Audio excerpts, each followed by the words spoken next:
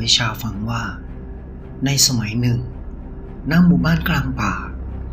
มีหญิงสาวนางหนึ่งอยู่กับยาย2 คนบ้านของ2 ยายหลานอยู่ป่าทางทิศตะวันออกของหมู่บ้านซึ่งบ้านของ2 ยายหลานติดกับท้ายของวัดป่าซึ่งเป็นวัดประจำหมู่บ้านยายชื่อจวงส่วนหลานสาวชื่ออาภรณ์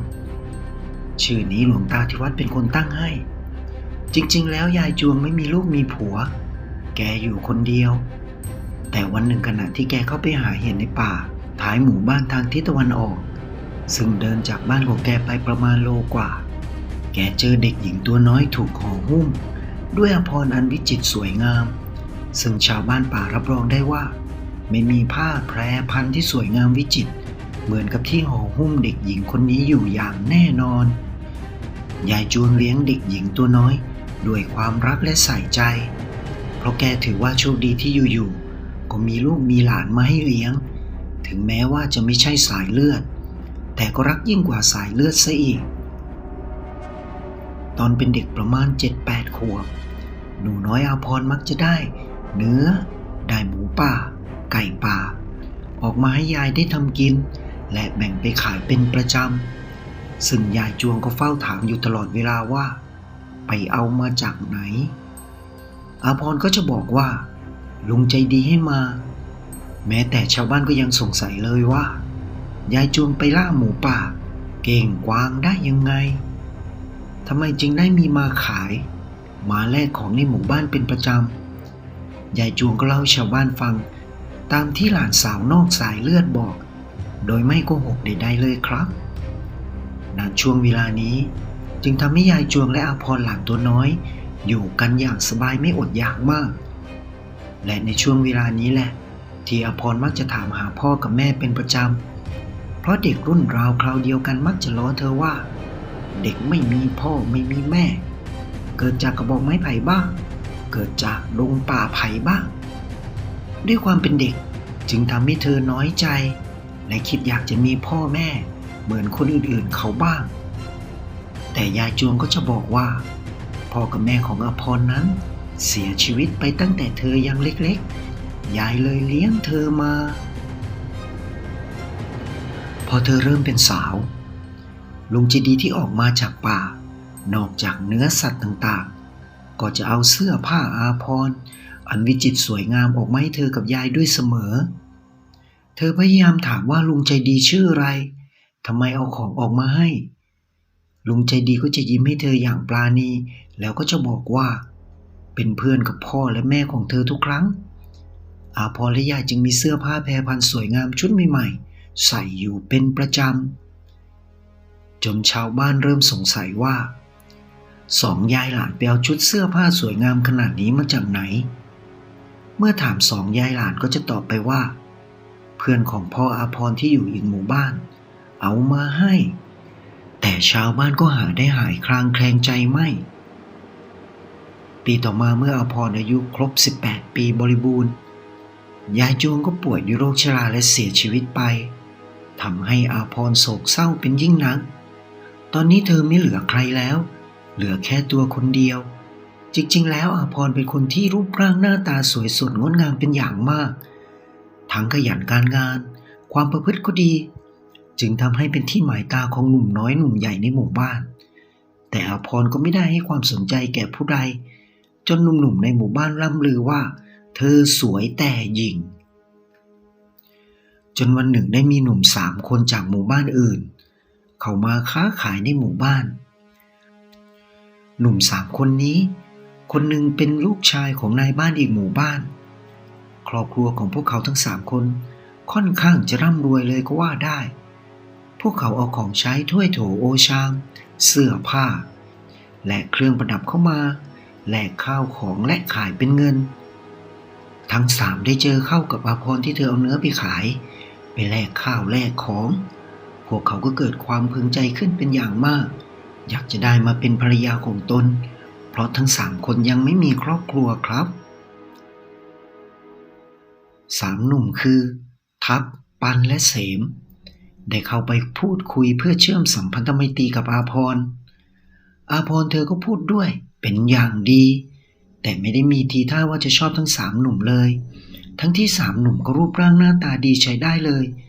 ที่สำคัญดูจะเป็นคนมีฐานะด้วย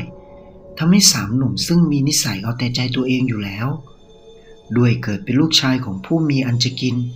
อยากได้อะไรก็ต้องได้หลังจากว่างจากงานทั้งสามหนุ่มจึงได้ไปแอบดูว่าอาพรนั้นอยู่กับใครอยู่ที่ไหนเมื่อทั้งสามแอบตามเธอไปที่บ้านจึงได้รู้ว่าอาพรนั้นอยู่คนเดียวครับบ้านของเธอก็อยู่ห่างไกลจากผู้คนพอสมควร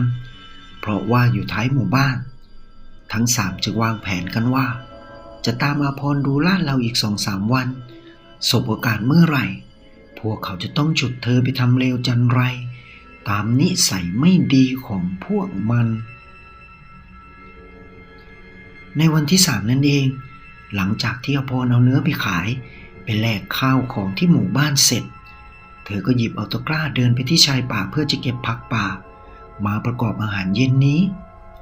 ขณะที่เธอกำลังหาผักอยู่ชายป่าริมห้วยอยู่นั้น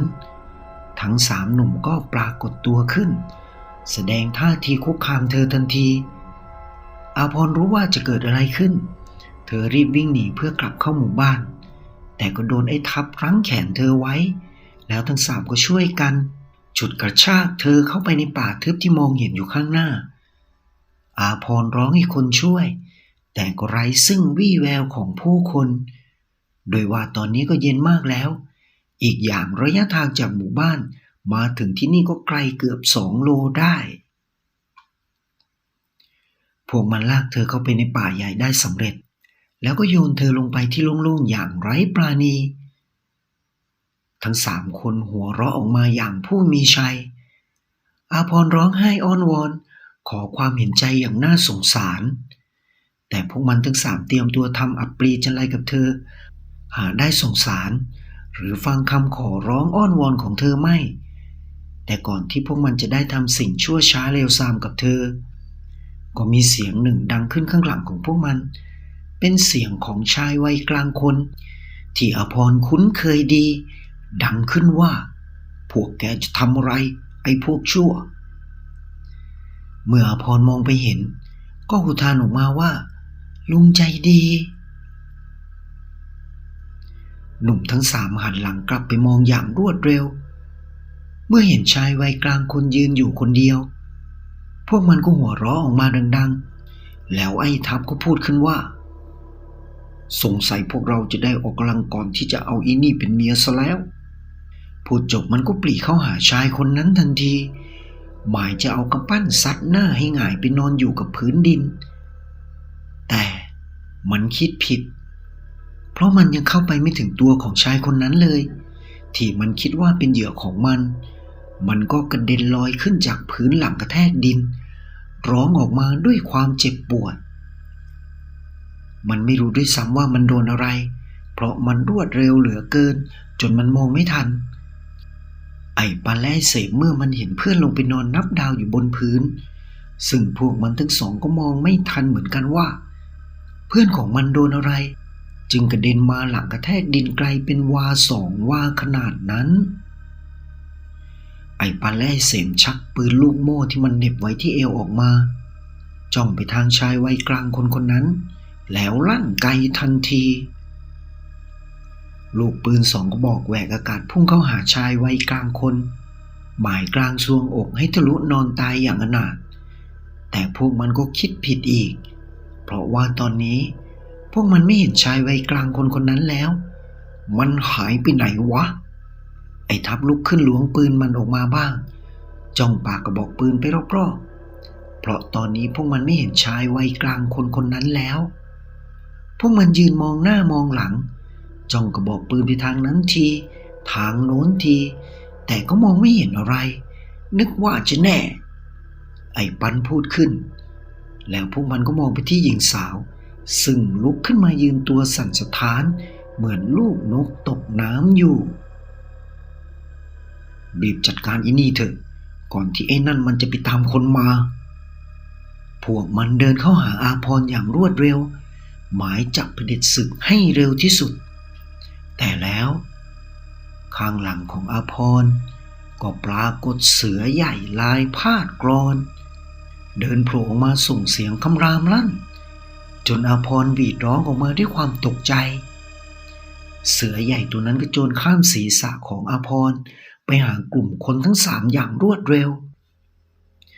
ปืนทั้ง3 กระบอกก็ดังขึ้นเกือบพร้อมกันลูกปืนทั้ง3 นัดพุ่งเข้ากลางลำตัวของเสือโคร่งใหญ่ที่กำลังกระโจนเข้าหาพวกมันอย่างแม่นยำเสือโคร่งตัวใหญ่ผงะออกไปตามแรงของกระสุนปืนที่เข้าปะทะลำตัวพวกมันเล็งปืนไปที่เสือใหญ่ที่ล้มเสียหลักเพราะแรงปะทะของปืนไอ้เสมก็พูดขึ้นว่าเสร็จพวกกูแน่กูจะเอาหนังของมึงไปเป็นพรมเช็ดเท้าที่บ้านกูแล้วพวกมันก็เล็งปืนไปที่เสือใหญ่นั้นพร้อมกับลั่นไกเข้าใส่ทันทีแต่คราวนี้เสือโคร่งตัวใหญ่กระโจนหลบลูกกระสุนปืนได้อย่างรวดเร็วแล้วก็กระโจนเข้าตะปบไปที่ศีรษะของไอ้ปันทีเดียวหนังหัวของมันถึงกับถลกมาปิดใบหน้าคอหักตายทันทีเลยครับไอ้เสกเมื่อเห็นเพื่อนเสียท่าไปมันก็หันกระบอกปืนมาทางเสือใหญ่หวังแก้แค้นให้เพื่อนแต่มันช้าไปเพราะกรงเล็บอันแข็งแรงของเสือใหญ่นั้นตะปบเข้าไปที่หน้าอกของมันอย่างแรงเล็บที่คมอย่างกับมีดโกนเฉือนหน้าอกของมันเลือดสาดกระจายล้มหงายลงไปกระแทกพื้นอย่างแรงเสือโคร่งใหญ่กระโจนเข้าคล่อมร่างไอ้เสมหมายกัดก้านคอให้ตายตกไปตามกันแต่ไอ้เสมก็มีสติใช้ได้มันเหนี่ยวไกปืนเล็งไปที่เสือใหญ่ตัวนั้นทันทีเสือใหญ่กระเด็นออกไปตามแรงปืนไปนอนตะแคงอยู่บนพื้นดินไอ้ทัพที่ยืนอยู่ใกล้ๆก็กระหน่ำยิงไปที่เสือใหญ่ตัวนั้นอย่างไม่นับลูกกระสุน 4-5 นัดปะทะเข้ากับเสือใหญ่เป็นผลทำให้เสือใหญ่ร้องออกมาด้วยความเจ็บปวดแต่ไอ้ทัพกับไอ้เสนก็รู้ว่าเสือตัวนี้ยิงไม่เข้ามันต้องไม่ใช่เสือธรรมดาแน่ๆพวกมันถือโอกาสตอนที่เสือกำลังนอนจุกอยู่รีบพยุงกันหนีออกไปจากป่าอย่างรวดเร็วอาพรมองดูเสือใหญ่ด้วยความหวาดกลัวไม่รู้จะทำอย่างไรแต่ถ้าไม่มีเสือใหญ่ตัวนี้เธอก็ไม่รู้ว่าจะเป็นอย่างไรเหมือนกันขณะที่เธอจ้องตะลึงมองเสือใหญ่ที่พยายามจะลุกขึ้นแต่เหมือนว่าจะช้ำในและยังจุกอยู่ลุกไม่ได้เธอได้ยินเสียงเสือตัวนี้คำรามอยู่ในลำคอเบาๆมองมาที่เธอแล้วเสือใหญ่ก็ฟุบลงไปกับพื้นดินเหมือนมันหมดเรี่ยวแรงยังไงอย่างนั้นอาพรจ้องมองดูเสือใหญ่ตัวนั้นเมื่อเธอเห็นว่ามันแน่นิ่งไปก็กล้ากลัวเดินเข้าไปดูใกล้ๆเธอก็ต้องตกใจมากกว่าเดิมเมื่อเสือใหญ่ตัวนั้นค่อยๆกลายสภาพจากเสือกลายเป็นผู้ชายนอนคว่ำหน้าอยู่แต่สิ่งที่ทำให้เธอตกใจขึ้นไปอีกก็คือชายที่นอนอยู่นั้นเป็นลุงใจดีของเธอนั่นเองแต่ที่เธอตกใจเมื่อเห็นเป็นลุงใจดีของเธอนั้นไม่ใช่เพราะเธอกลัวเกรงแต่เธอกลัวว่าลุงใจดีของเธอจะเป็นอะไรไปมากกว่านี้เธอรีบวิ่งไปประคองเขย่าเรียกลุงจ๊ะลุงจ๊ะเป็นอะไรหรือเปล่าไม่นานลุงใจดีของเธอก็ลืมตาขึ้นมามองเธออาพรทั้งดีใจและทำอะไรไม่ถูกเพราะก่อนหน้านี้ชายคนนี้ยังเป็นเสืออยู่เลยลุงใจดีของอาพรค่อยๆลุกขึ้นยืนแล้วก็ทำท่าว่าจะเดินจากไปอาพรก็ถามขึ้นด้วยเสียงสั่นๆว่าลุงเป็นเสือหรือจ๊ะลุงใจดีของอาพรหันหน้ามามองแล้วก็พูดว่ากลัวลุงไหมพร้อมกับจ้องหน้าอาพรด้วยความเป็นห่วงอาพรมองสายตาอันปราณีของลุงใจดีแล้วก็ตอบไปแบบไม่ต้องคิดอะไรเลยว่าไม่จ้ะฉันไม่กลัวลุงหรอกลุงเจ็บไหมลุงเป็นอะไรหรือเปล่าอาพรถามออกไปด้วยความเป็นห่วงจากใจจริงลุงใจดียิ้มแล้วก็ตอบว่าลุงไม่เป็นไรว่าแต่หนูต้องระวังตัวให้มากพวกมันคงไม่จบแค่นี้แน่เพราะตรงนี้มีคนตายเดี๋ยวพวกมันก็ต้องมาที่นี่หนูจะทำยังไงต่อล่ะอาพรจ้องมองศพที่นอนแน่นิ่งอยู่ มองหน้าลุงใจดี ตอนนี้เธอไม่รู้ว่าจะทำยังไงต่อ ผู้หญิงตัวคนเดียวอย่างเธอ ถ้าชาวบ้านถามเธอจะตอบยังไง พวกมันคงไม่จบแค่นี้อย่างแน่นอน